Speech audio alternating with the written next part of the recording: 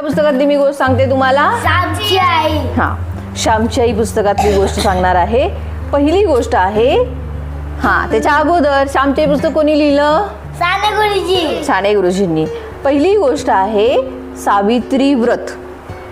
तुम्हाला आठवते का सावित्री व्रत गोष्टीमध्ये काय सांगितलं होतं ते आठवते का? नाही. नाही आठवत ना? नाही आठवत ना?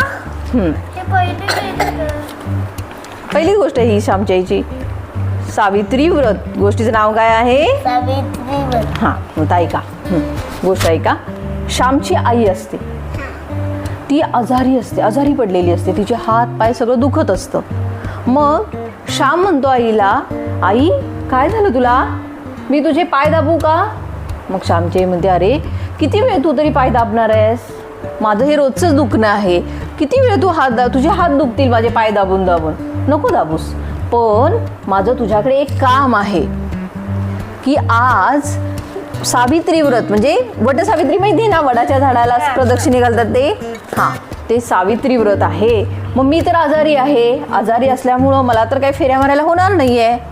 मग मला फेऱ्या मारायला जमणार नाही तर तू मारशील का माझ्या बदल्यामध्ये? कारण श्यामची आई वडाच्या झाडाला किती प्रदक्षिणा घालायची माहिती का? 101 प्रदक्षिणा घालायची. माहिती ना प्रदक्षिणा, असा गोल लावून मारतात मंदिरात गेल्यानंतर, तसं 101 प्रदक्षिणा घालायची श्यामची.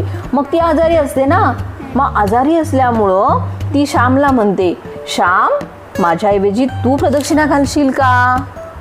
मग त्यावेळी श्याम काय म्हणतो माहितीये, अगं आई काय सांगतेस, तुला मी काही बायको आहे का?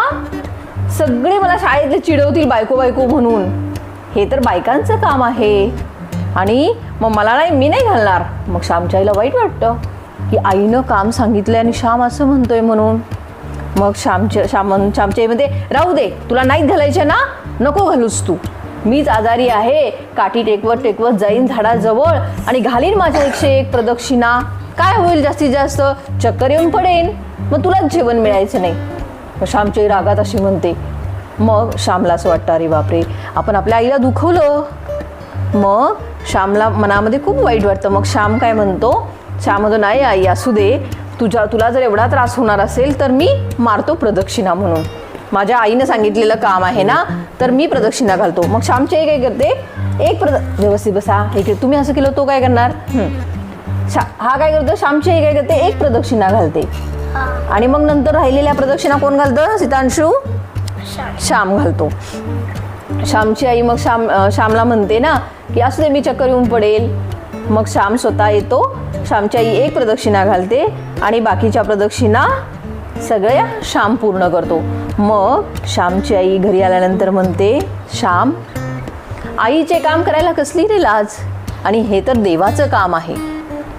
तू देवाची पूजा करत असताना तुला जर कोणी चिडवलं ना तर त्याला सगळे हसतील, कारण हे देवाचं काम आहे आणि देवाच्या कामाला कधीही नाही म्हणायचं नाही.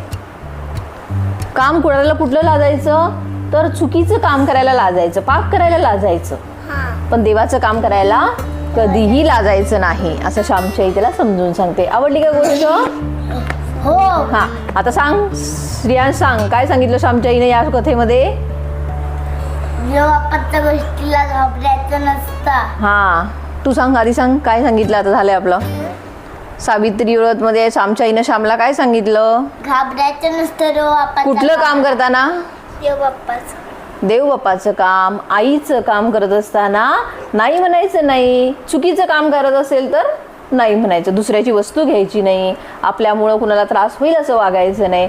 म्हणजे चांगलं काम करताना लाजू नकोस. माझ्या आईला रोज ताप आलाय. का? आजारी आहे ना, मग तू करतो का आईला मदत?